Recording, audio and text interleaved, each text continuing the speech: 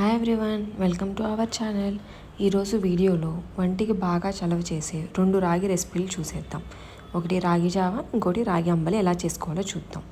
దానికి కావాల్సిన ఇంగ్రీడియంట్స్ డిస్క్రిప్షన్లో ట్యాగ్ అయ్యి ఉన్నాయి. ప్రాసెస్లోకి వెళ్ళే ముందు ప్లీజ్ డూ సబ్స్క్రైబ్. ముందుగా రాగి అంబలి కోసం ఒక బౌల్లోకి 3 టేబుల్ స్పూన్స్ రాగి పిండిని తీసుకోవాలి. అందులోకి ఒక చిన్న గ్లాసు నీళ్లు తీసుకొని రాగి పిండిని ముద్దలు లేకుండా కలుపుకోవాలి. ఇలా కలుపుకున్న రాగి పిండిని ఓవర్ నైట్ నానబెట్టుకోవాలి. ఇలా నానబెట్టుకోవడం వల్ల అందులో ఉన్న ప్రోబయాటిక్ కంటెంట్ అనేది బాగా ఉంటుంది. పొద్దున్నే మనం అలా నానబెట్టుకున్న రాగి పిండిలోకి 1 టీ స్పూన్ జొన్న రవ్వ వేసుకొని బాగా మిక్స్ చేసుకొని పక్కన ఉంచుకోవాలి. ఇప్పుడు ఒక ప్యాన్ పెట్టుకొని అందులోకి ఒక 1/2 కప్ వాటర్ పోసుకొని వాటర్ కొంచెం బాయిల్ అయిన తర్వాత అందులోకి మనం ముందుగా కలిపి పెట్టుకున్న రాగి అలానే జొన్న పిండిని వేసుకొని కంటిన్యూస్గా తిప్పుకుంటూ ఉండాలి. అలా తిప్పుకోకపోతే ఉండలు కట్టేస్తాయి. రుచి తగినంత ఉప్పు యాడ్ చేసుకొని కంటిన్యూస్గా తిప్పుకుంటూ ఉండాలి. ఇలా తిప్పుకుంటూ ఉన్నప్పుడు జొన్నను రాగి పిండి అనేది దగ్గర పడుతూ ఉంటుంది.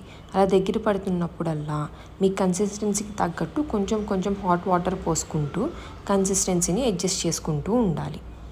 ఇలా ఉడకటం స్టార్ట్ అయ్యి రాగి పిండి బాగా ఉడికిపోయిన తర్వాత అందులోకి మనం పల్చగా చేసుకున్న మజ్జిగను తీసుకొని యాడ్ చేసుకోవాలి.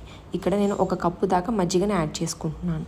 మీకు తాగటానికి కన్సిస్టెన్సీని బట్టి మజ్జిగని యాడ్ చేసుకోండి. అంతేనండి, మన రాగి అంబలి రెడీ అయిపోయింది. దాని మీద కొంచెం ఉల్లిపాయ, పచ్చిమిర్చి అలానే కొత్తిమీరతో గార్నిష్ చేసుకొని తాగితే సూపర్ ఉంటుంది. ఇప్పుడు రాగి జావా కోసం 1.5 టీ స్పూన్ రాగి పిండి తీసుకొని కొంచెం వాటర్ పోసుకొని కలుపుకోవాలి. ఇలా ఉండలు లేకుండా కలుపుకొని పక్కన ఉంచుకోవాలి. ఇప్పుడు ఒక ప్యాన్ పెట్టుకొని అందులోకి ఒక చిన్న టీ గ్లాసు నీళ్లు పోసుకొని 1.5 టీ స్పూన్ బెల్లం పొడి వేసుకోవాలి. మీకు కావాలంటే ఈ ప్లేస్లో బెల్లాన్నైనా వేసుకోవచ్చు. నా దగ్గర బెల్లం పొడి ఉంది కాబట్టి వేసేసుకున్నాను.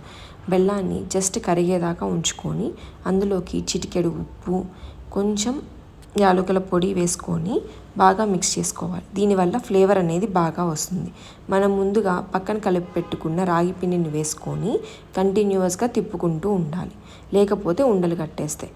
ఇలా మీకు కావాల్సిన కన్సిస్టెన్సీ వరకు కుక్ చేసుకోవాలి. ఇలా రాగి పిండి కుక్ అయిపోగానే ఇక సర్వింగ్కి రెడీ అయిపోయింది.